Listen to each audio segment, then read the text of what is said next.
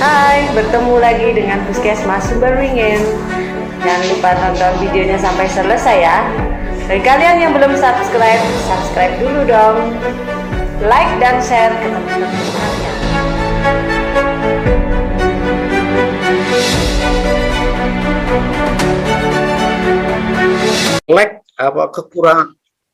Kekurangan utamanya itu pembinaan pasca akreditasi, maka peran Dinkes ini dimunculkan ya, sehingga di bab 1 besok akan kita lihat bab 1 standar 7 itu ada peran Dinkes kesehatan. Nah, Bapak Ibu dari Dinkes jangan khawatir, surveyor tidak mensurvei Dinkes, tidak mendatangi Dinkes, tapi surveyor melihat jejak-jejak Dinkes kabupaten kota di puskesmas. Jadi misalnya saya survei di Puskesmas Sumobito, itu saya nggak perlu datang ke Dinkes Jombang. Saya cukup melihat Dinkes Jombang dalam melakukan pembinaan peran mereka untuk Sumobito bagaimana, begitu ya. Kemudian ini sangat terkait, ditekankan lagi tentang pembinaan pasca akreditasi. Berbagai cara pembinaan pasca akreditasi ini ada teman-teman yang sudah membentuk Binwil ya, pembinaan wilayah dan sebagainya, karena muncul TPCB, dan juga perbaikan mutu berkesinambungan, continuous quality improvement ini dimunculkan, sehingga Bapak Ibu sekalian beberapa mungkin 6 bulan yang lalu ya, atau akhir tahun, tribulan terakhir tahun 2021 kemarin, kabupaten kota sudah banyak sekali yang melaksanakan workshop tata kelola mutu. Ada yang offline mengundang narasumber, ada juga yang melalui online dan sebagainya. Kenapa itu tata kelola mutu diingatkan ya? Ayo Puskesmas ditekankan, karena ujung perjalanan dari akreditasi itu utamanya mutu pelayanan. Kalau kita tidak memanage perbaikan ini secara baik, maka ini tidak bisa terukur keberhasilannya. Dan ini perlu di Kemenkes menyampaikan tentang tata kelola mutu. Kemudian dari salah satu transformasi lagi ada terkait kinerja puskesmas. Nah, kalau terkait dengan kinerja puskesmas, maka struktur dari siap ER ya, edisi revisi ini ada kinerja program prioritas. Maka nanti ada di bab 4 ada besok insya Allah disampaikan oleh Dr. Agus tentang PPN, kinerja program prioritas nasional, yang ada 5 di bab 4.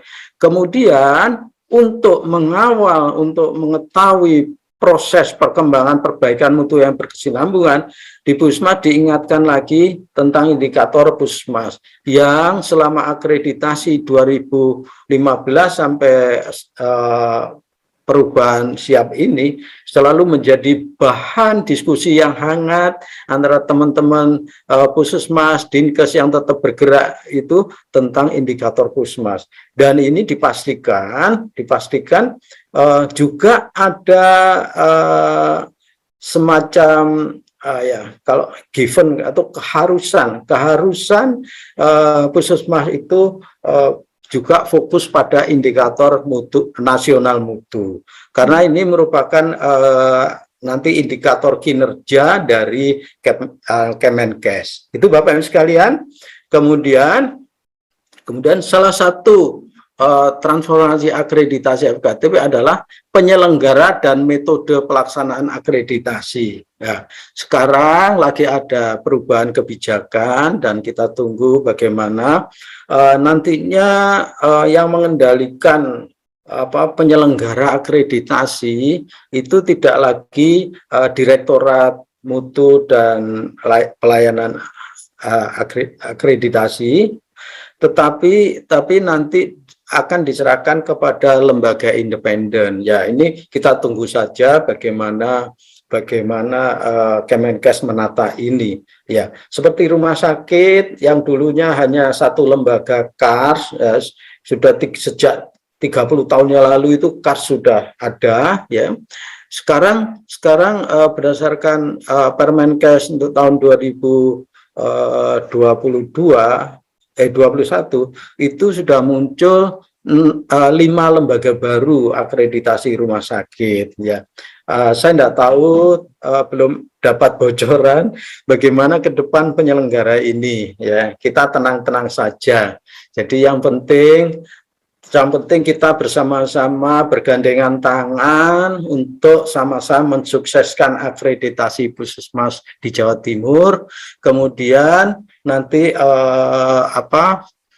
bersama-sama juga kita menjaga kesinambungan dari perbaikan mutu, ya. Bagaimana kita pembinaan pasca akreditasi, kemudian bagaimana kita sama-sama fokus pada kinerja program dan indikator mutu nasional.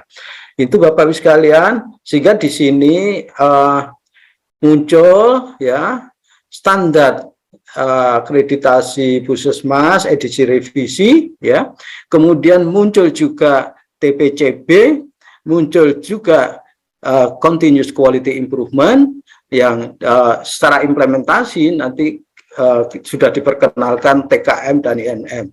Tapi saya monitor tidak semua kabupaten kota melaksanakan workshop TKM. Yang paling saya tahu itu di Kota Pasuruan itu belum itu, ya. Nanti bisa bagaimana itu disampaikan agar teman-teman Puskesmas dan teman-teman Dinkes mengetahui apa saja yang perlu kita lakukan ketika kita akan mengawal melakukan continuous quality improvement. Dan ini semuanya Bapak Ibu sekalian, yang mendasari semuanya itu adalah implementasi manajemen Puskesmas Permenkes 44 2016. Sehingga nanti setelah saya bicara transformasi akreditasi FKTP khususnya Puskesmas ini, saya akan mengenalkan sedikit tentang Permenkes 44, poin-poin apa penting yang perlu kita pahami, kita sikapi bersama, karena bagaimana juga dari siap ER itu nanti strukturnya bab 1, bab 2, bab 3, bab 4 dan bab 5 semuanya pola pendekatannya P1, P2, P3. Jadi kalau sekarang teman-teman Puskesmas itu masih direpotkan dengan vaksinasi dalam mencapai target herd immunity, perintah bupati dan semua. Oke, nggak apa-apa. Tetapi tolong ingatkan, setiap aktivitas kita itu terkandung di sana secara tersurat dan tersirat ada P1, P2, P3. Sehingga sebuah aktivitas mesti ada rencananya. Sebuah aktivitas mesti ada reportingnya, pencatatan, pelaporan dan sebagainya. Kemudian sebuah aktivitas harus ada hasilnya. Makanya di sana dimunculkan indikator kinerja program. Itu Bapak Ibu sekalian, ya. Bagaimana kita sekarang nggak terasa melalui proses ini, ya. Kalau dalam proses ini ada bingung, itu berarti bagus. Yang bahaya itu, ada proses transformasi kok kita tenang-tenang tidur, nggak bingung lah, ini yang aneh. Semoga teman-teman, saya senang kalau teman-teman kabupaten kota ini ada bingung, berarti ada sesuatu yang melihat ketidaksesuaian dari masing-masing perubahan tadi. Memang dalam setiap perubahan itu memang selalu ada mengganggu kenyamanan, ya. Ada biasanya dulu gini, sekarang harus begini dan sebagainya. Oke, saya sedikit mengantarkan apa itu siap edisi revisi ini, ya. Bapak Ibu, ada 2 penyempurnaan. Yang pertama ada penyempurnaan struktur, yang kedua penyempurnaan substansi. Nah, di penyempurnaan struktur ini gambarannya semua yang awalnya kalau dulu di admin tanyakan, misalnya ya perencanaan, di bab 1 tanyakan, di bab 4 ditanyakan. Loh, kemudian di bab 9 ditanyakan tentang perencanaan. Kayaknya dulu kan teman-teman, wah yang admin gawe rencana dewe, UKM gawe rencana dewe, kaitannya dengan rencana program, kemudian yang mutu gawe rencana dewe di bab 9. Nah, inilah dalam struktur yang baru sekarang nanti akan menjadi satu. Besok ini akan diterangkan bagaimana proses perencanaan manajemen Puskesmas ini akan diterangkan oleh Bu Desri, dan itu Bu Sri Mulyani. Bu Desri itu panggilan di Pasir Jati. Bu Sri Mulyani akan menjelaskan itu, Bapak sekalian. Kemudian pada sumber daya, masa dulu di bab 8 ya, di bab 8 ada UKP loh, disuruh mikir bagaimana MFK dan sebagainya. Ini ditata sekarang ya. Kemudian mutu, kemudian pengurangan standar. Jadi otomatis ada yang diringkes, tetapi bukan berarti dikurangi programnya loh ya. Kemudian pokok pikiran yang lama itu ya belum nyambung, sekarang diusahakan pokok pikiran. Jadi Bapak Ibu sekalian, kalau kita sulit memahami EP untuk struktur yang sekarang, silahkan diskusikan pokok pikirannya. Karena EP semua, insya Allah EP semua yang tercantum ditanyakan di EP itu, insya Allah sudah dijelaskan di pokok pikiran. Dan yang penting lagi nomor 6 ini Bapak Ibu sekalian, EP selalu mengikuti pola P1, P2, P3. Makanya kita mesti ya tahu lah, kenal ya. Syukur-syukur bisa paham ya. Tapi saya harapkan teman-teman bisa paham deh ya, karena nanti kita mendampingi Puskesmas ya. Tapi sebenarnya ya jujur ya, kalau pendamping itu tidak perlu serba tahu loh. Ya. Ini saya ingatkan, pendamping itu tidak perlu serba tahu ya. Kalau kita serba tahu ya kita mungkin bukan pendamping. Pendamping itu kita akan berproses bersama yang Puskesmas yang kita dampingi, itu hasilnya akan jauh lebih baik ya.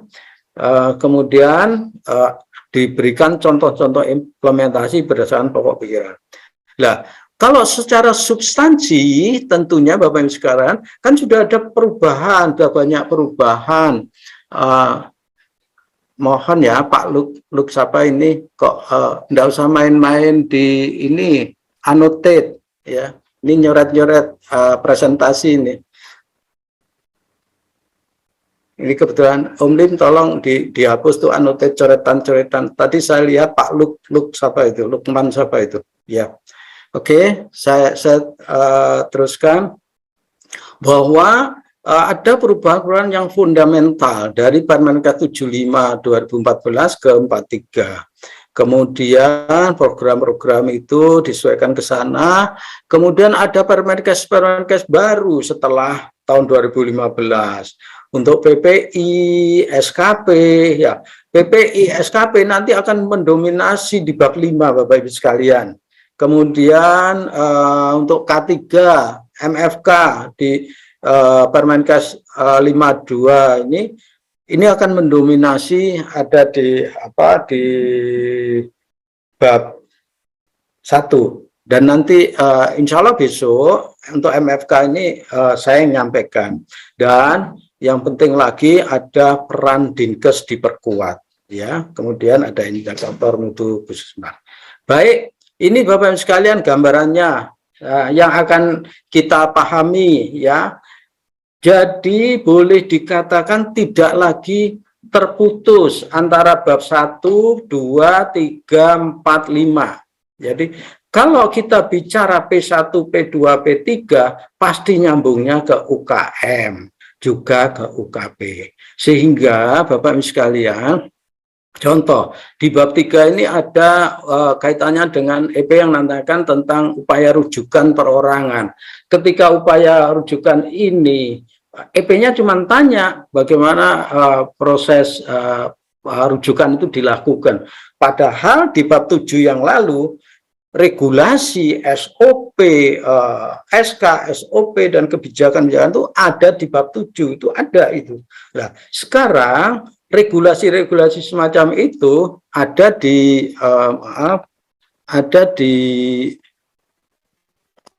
bab 1, ya. Semuanya ada di bab 1. Di bab 1 itu satu kalimat, ada regulasi, ada kebijakan, pedoman, SOP tentang UKM dan UKP. Di dalamnya ada di situ. Sehingga nanti kayaknya nggak ada lagi deh, ya.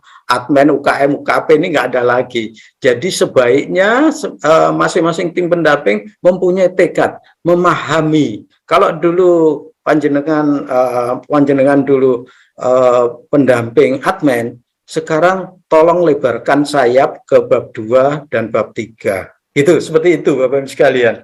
Nah, kalau dulu PJ Mutu, ya kenapa PJ Mutu bab 5 ini kemudian mesti paham bab 1, 2, 3, dan 4. Seperti itu ya Bapak Ibu sekalian. Dan ini kurang lebih gambaran apa-apa saja yang ada di situ di siap ER.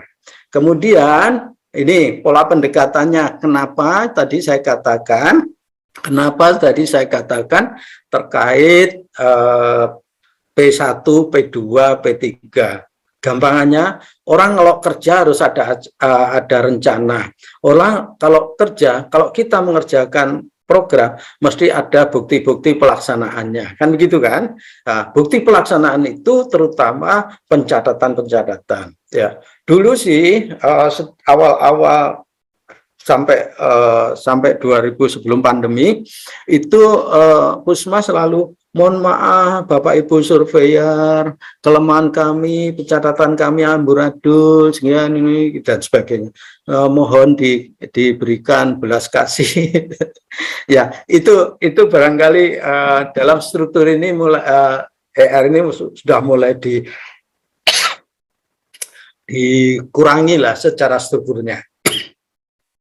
Sehingga integrasi antara ini istilahnya KMP, UKM, dan UKPP ini menjadi satu kesatuan.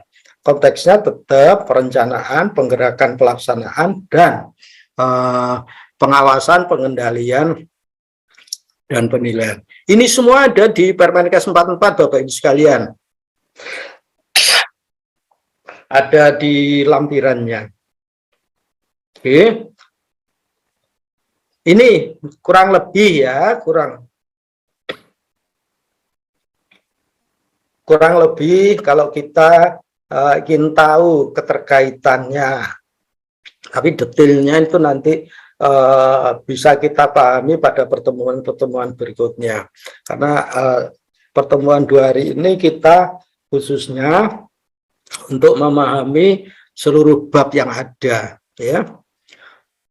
Gambar kasarnya begini Bapak Ibu sekalian, bab 1, bab 2. Bab 1, bab 2 ini menjadi bab 1 ya. Itu namanya KMP. Di sini yang saya kasih catatan ini ya, kaitan kinerja dan mutu puskesmas. Kemudian bab 4, bab 5 ada di menjadi bab 2. Ini gambaran walaupun Bapak Ibu sekalian, walaupun faktanya nggih sebagian bab 8 tuh bab 8, 86 dan 87 itu faktanya bergabungnya jadinya ke bab 1 loh ya. Karena bab 86 itu tentang sarana prasarana peralatan, kemudian keamanan, keselamatan. Kemudian 87 tentang ketenagaan, itu semuanya larinya ke bab 1 ya. Tapi secara besar begitu, 78 menjadi bab 3 ya. Makanya sekarang bukan UKP tapi juga UKPP.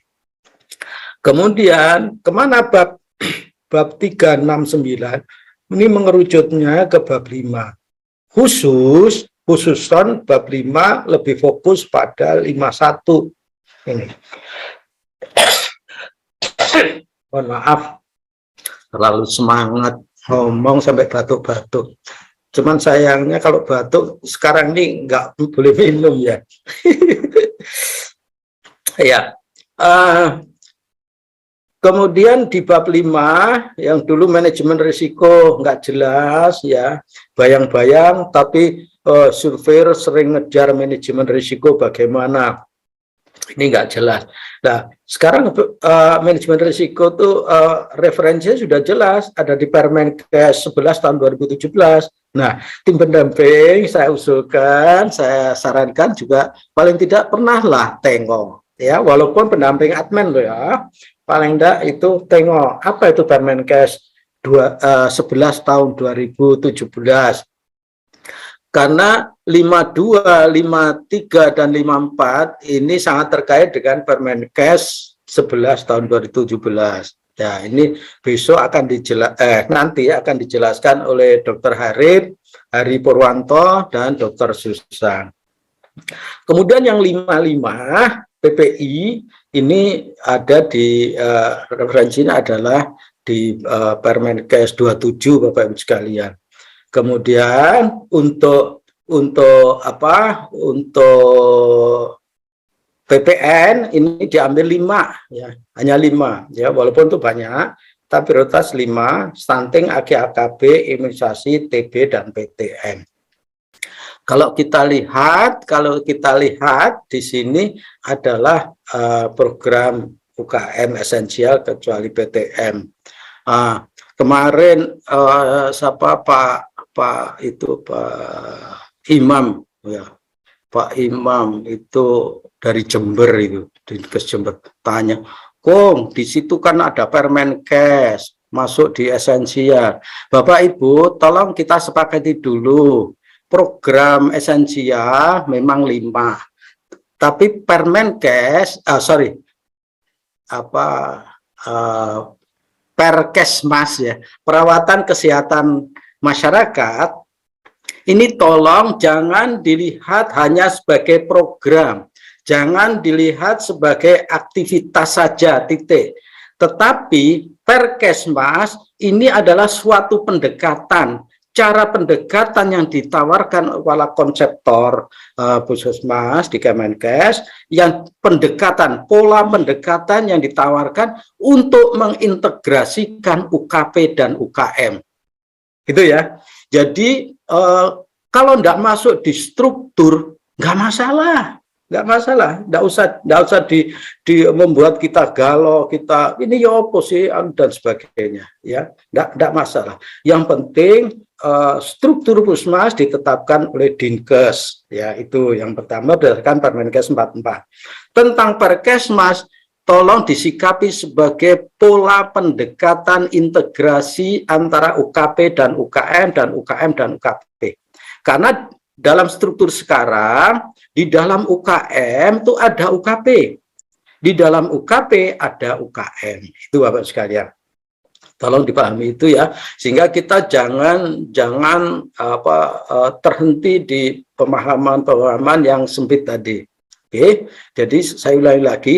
Perkesmas, perawatan kesehatan masyarakat, itu merupakan pola pendekatan integrasi UKM dan UKP, UKP dan UKM. Bukan, bolehlah, tapi jangan sampai dilihat hanya sebatas aktivitas program. Oke, kemudian ada hal-hal yang ingin saya sampaikan, TPCB. Nah, TPCB itu sebagai salah satu solusi pembinaan pasca akreditasi. Sudah ada ini Bapak Ibu sekalian, buku pedoman. Jadi ini nanti kalau ada kabupaten kota yang belum dapat, silahkan hubungi kami. Ya, nanti akan kami share. Tentunya bukan bukunya Bapak Ibu, tapi bentuknya soft file ya. Kemudian yang saya katakan tadi di akhir 2021 tadi ada pedoman tata kelola mutu Puskesmas. Ini yang perlu kita sampaikan agar nanti teman-teman paham bagaimana mengawal apa-apa saja yang harus kita lakukan kalau kita melakukan perbaikan mutu yang berkesinambungan. Oke, Bapak sekalian. Nah, bagaimana ada 3 aspek dalam persiapan reakreditasi. Nah, ini Bapak Ibu sekalian, tolong kita di samping memahami siap ER tadi, tolong ini juga jangan lupakan, ya. Jangan lupakan, dan ini saya kira sudah panjenengan lakukan dalam menggerakkan Puskesmas tahun 6 tahun sebelumnya, ya. Bapak Ibu sudah berusaha, wah, dan ini contohnya ya, contoh misalnya prototipe ini, misalnya yang kapan itu dalam rakor Yankes Primer Provinsi itu, Dr. Endah Kabid Yankes Jombang itu, wah, pamer Sumobito sudah prototipe, keren dok, itu keren ya, Sumobito sudah nah ini infrastruktur ya, Bapak Ibu sudah banyak berbuat di sini ya, tim pendamping Dinkes sudah luar biasa nih dalam mengusulkan dan mewujudkan Pusma prototipe. Di sini sudah ada prototipenya, misalnya sudah ada pemisahan zona infeksi, zona non infeksi dan sebagainya. Kemudian dokumen-dokumen. Nah, dokumen-dokumen ini ternyata sebagian besar atau hampir semua dokumen yang di 9 bab di Permenkes itu masih bermanfaat untuk yang 5 bab ya, sehingga tolong kasih tahu teman-teman, dokumen-dokumen jangan keburu dipertimbangkan ya, jadi uang ya, di kilo nol gitu ya, sampai, karena itu masih untuk itu kontinuitas dokumen itu nanti tolong diingatkan untuk selalu revisi dan review dan revisi, terutama dokumen-dokumen yang regulasi. Kemudian sistem inilah yang harus kita bangun ya, bagaimana untuk melihat sistem sempurna sederhana yang dilakukan Pusma, lihat di Permenkes 44. Sehingga nanti sebelum saya akhiri ini, saya akan memperkenalkan dan mengingatkan lagi, memperkenalkan bagi yang belum kenal, mengingatkan bagi yang sudah paham tentang Permenkes 44 ya, Bapak Ibu. Ke depan bahwa alur pelaksanaan program selalu terkait P1, P2, P3. Apakah itu terkait kebijakan programnya termasuk sumber daya, kemudian penggerakan pelaksanaan melalui Loka Karya Mini, Puskesmas bulanan maupun tribulanan lintas sektor, dan proses pengawasan, pengendalian, dan penilaian.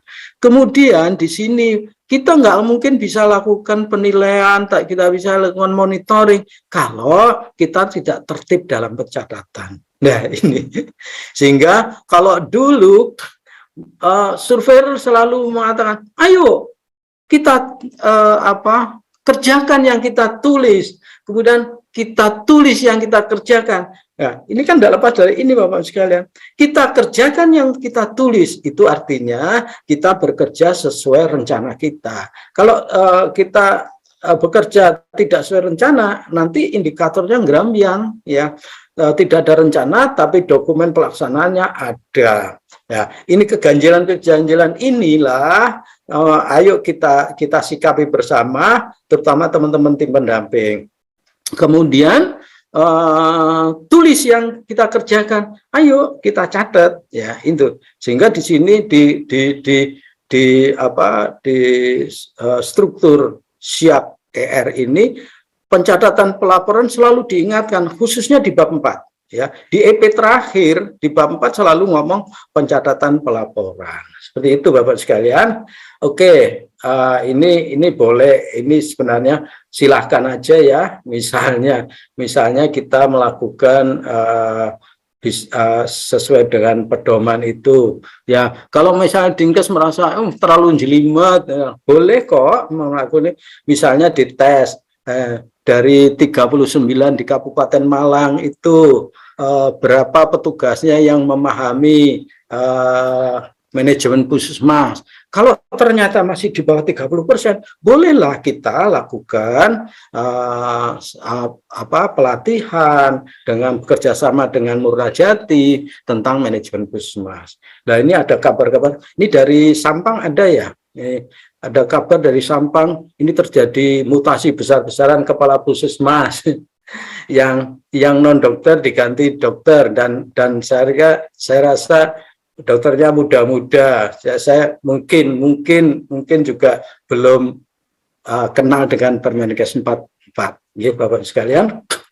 Baik, ini saya ingin sekilas melihat Permenkes 44 ini, Bapak Ibu sekalian.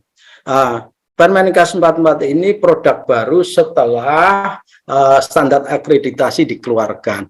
Sehingga pengalaman saya dan teman-teman asesor tuh kalau ke Indonesia Timur, maaf sekali lagi maaf, di Indonesia Timur itu belum sebagian besar belum pernah terpapar ini, ya, sehingga mereka akan bingung ketika kita ajak memahami P1, P2, P3.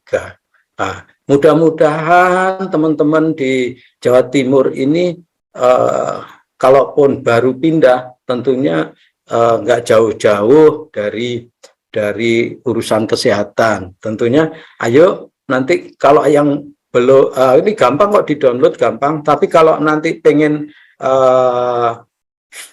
soft file dari kami, nanti kami sertakan. Baik, ini yang mendasari pola pendekatan untuk siap ER. Kalau kita ingin memahami ER dengan baik, pahami ini, ya. Kita lihat, biasanya Mendikbud Puskesmas kita merencanakan, ya, RUK, RPK, KHK, kemudian kita menggerakkan penggerakan pelaksanaan, kemudian ada rekam kegiatan, dan ini P3-nya, ya. Bagaimana? Ingat loh ya, Puskesmas itu anaknya Dinkes, ya. Puskesmas itu anaknya Dinkes, dan tentunya harus nurut apa yang diarahkan oleh Dinkes. Dan di satu sisi dalam siap ER ini Dinkes juga ditanya, istilahnya dituntut tanda petik, ayo rek gatekno rek kebutuhan anakmu dan sebagainya. Oke. Nah, secara skematis P1, P2, P3 itu nanti akan mewarnai dalam pola pemahaman kita terkait dengan siap ER. Jadi dari sisi perencanaannya bagaimana? Ini kalau di Permenkes 44 itu halaman 11 sampai 39, halaman 14 sampai 39, ya. Kemudian halaman 40 sampai 64. Kalau ini P3 ini halaman 65 sampai 90, ya. Itu Bapak sekalian. Itu bisa kita lihat di Permenkes 46. Nah, di sini P1 itu ada RUK, ada RPK. Lain kalau teman-teman seperti Ngawi itu sudah BLUD, ya, itu tetap ada RUK, RPK, itu yang kaitannya dengan UKM biasanya. Tapi kalau BLUD itu ada RBA, ada RBA definitif, ya. Kalau BLUD juga diminta membuat rencana bisnis strategis RBS, untuk itu. Kalau di yang belum PLUD masih menggunakan rencana 5 tahunan. Nah, di Permenkes 44 ini lebih bicara yang belum PLUD, ya.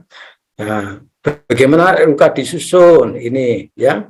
Ini sudah tercantum jelas bagaimana RUK dilakukan. Kemudian bagaimana RUK nanti disampaikan ke Dinkes, ya.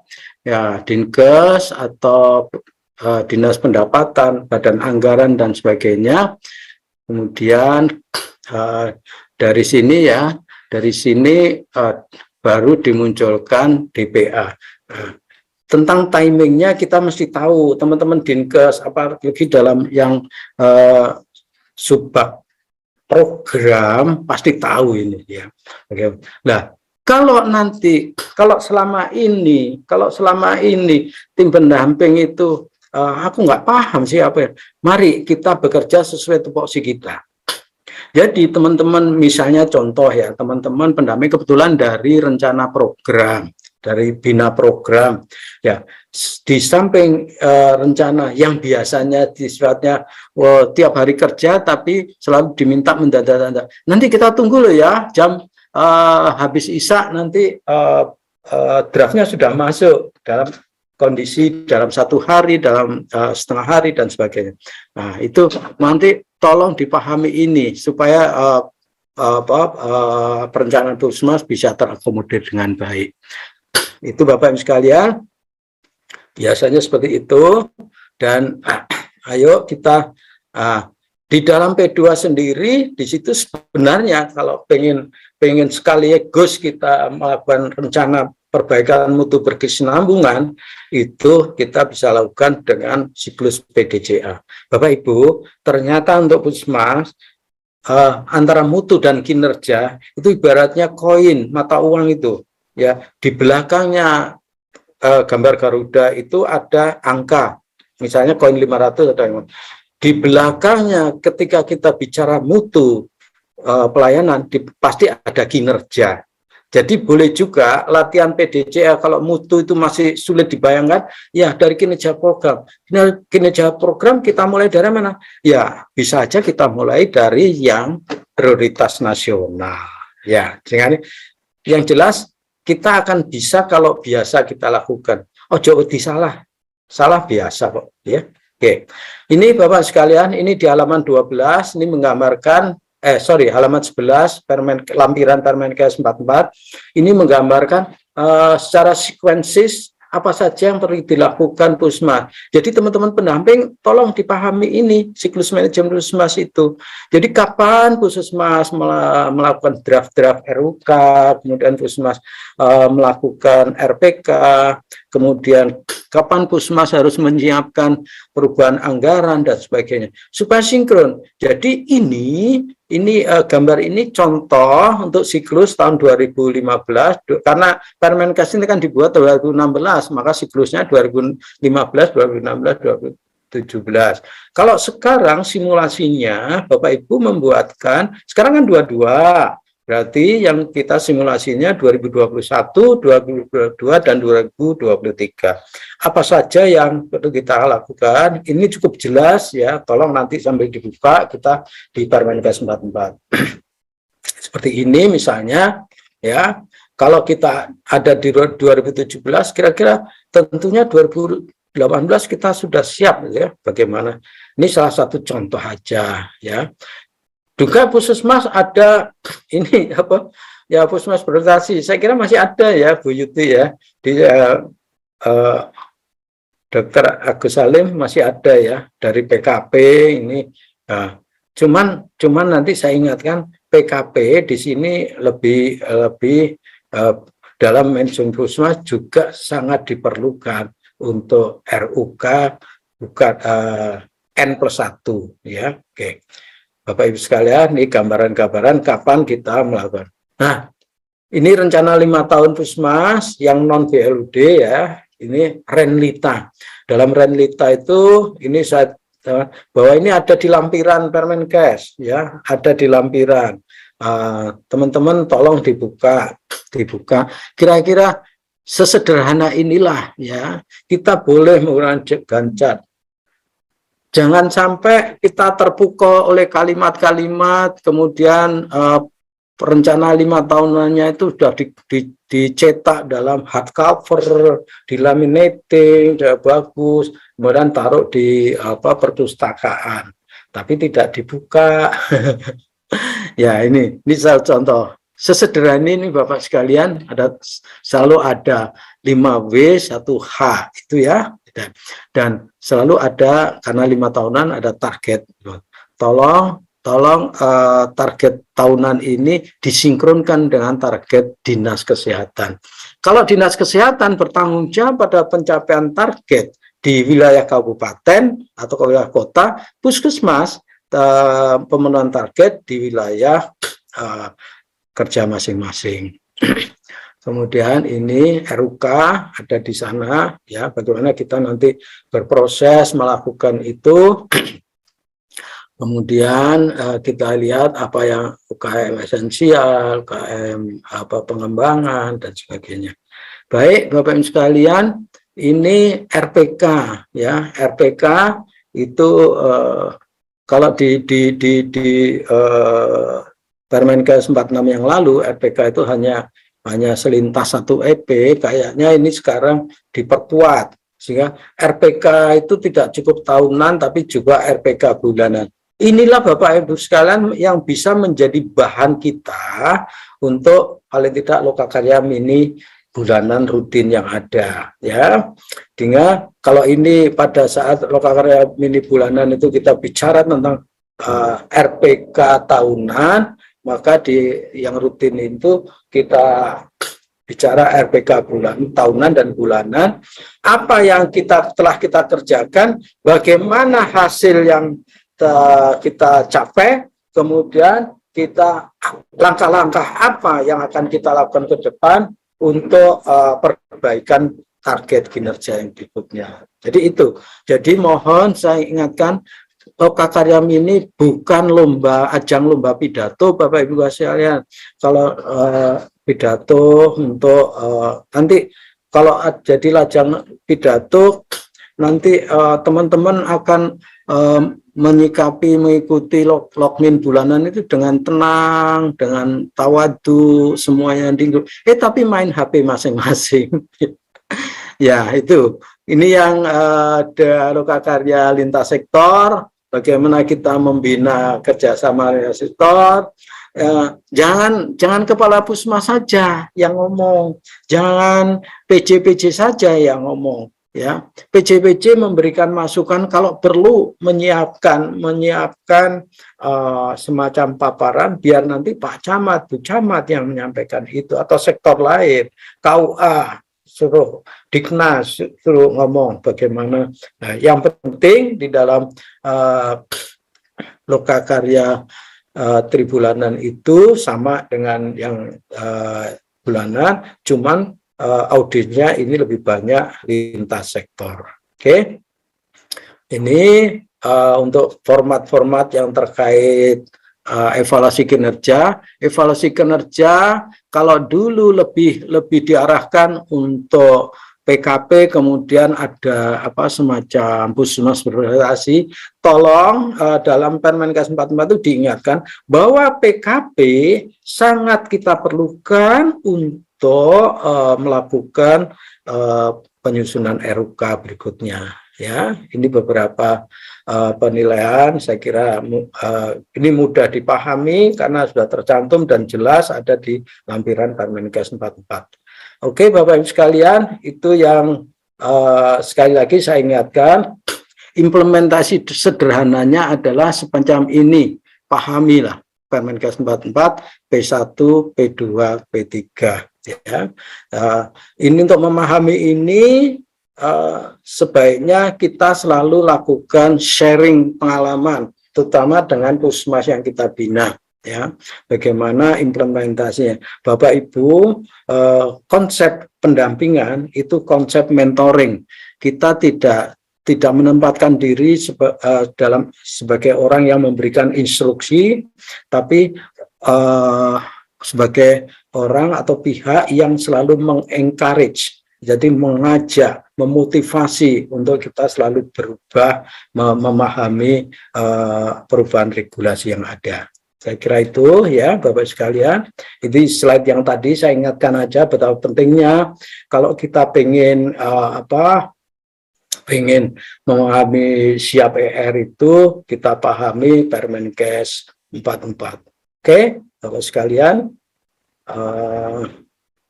itu yang saya sampaikan.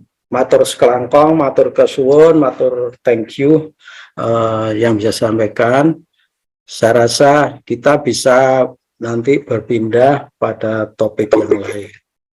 Ada pertanyaan untuk BLUD dari Kabupaten Blitar.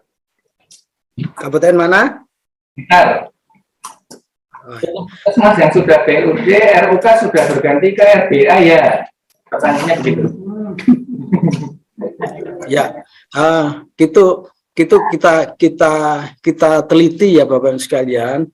Biasanya yang bisa di BLUD-kan tuh UKP loh ya.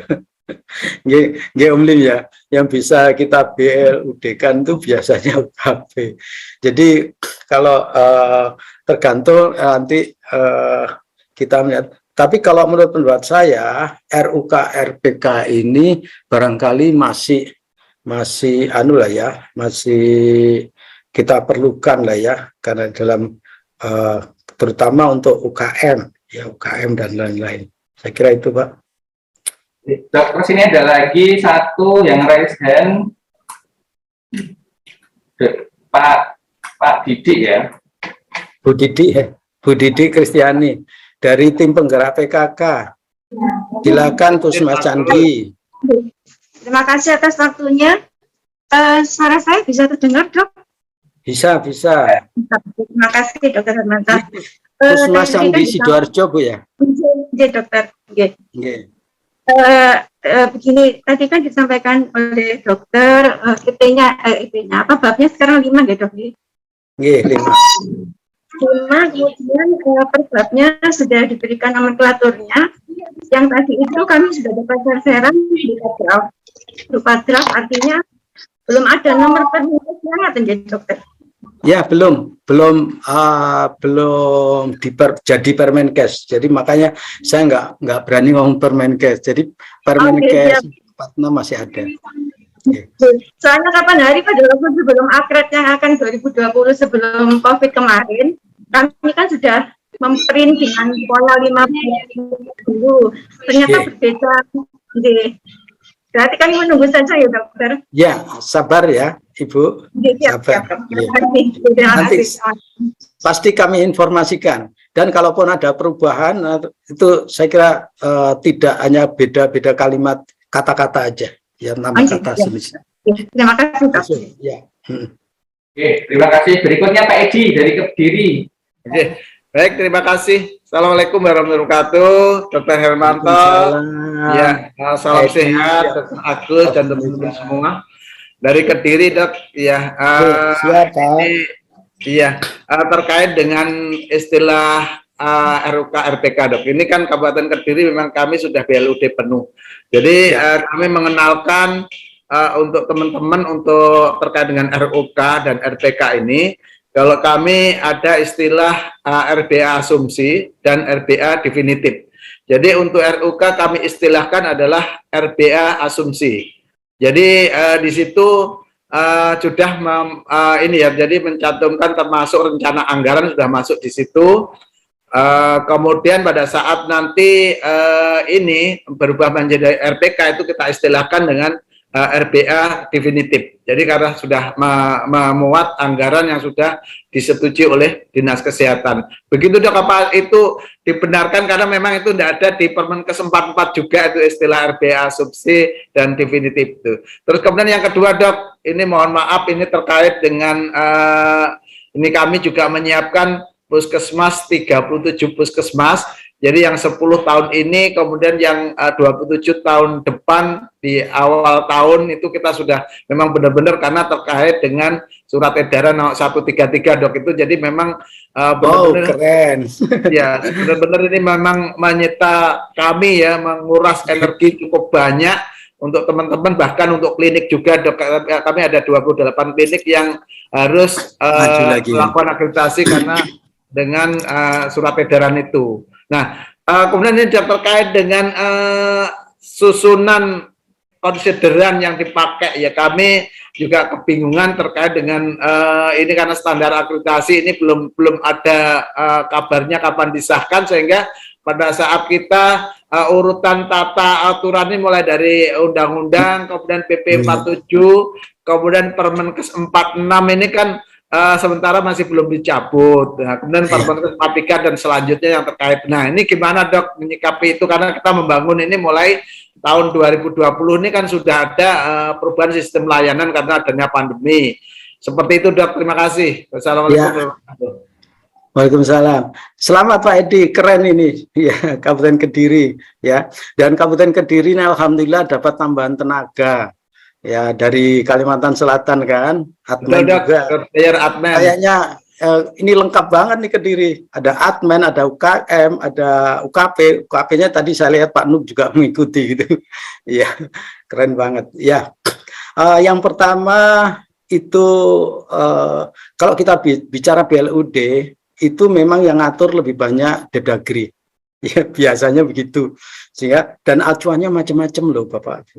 Jadi kalau Kediri sudah Dinkes sudah menetapkan RPA asumsi dan RPA definitif, dan ini dalam implementasi Permenkes 44 itu RPA asumsi itu identik dengan dengan RUK, kemudian RPA definitif identik dengan RPK, monggo, itu keren banget. Yang penting dalam satu kabupaten itu satu suara, satu pemahaman, ya. Sehingga hanya saja diingatkan Pak Edi untuk dalam siap ER ini RBA definitif itu tidak cukup tahunan.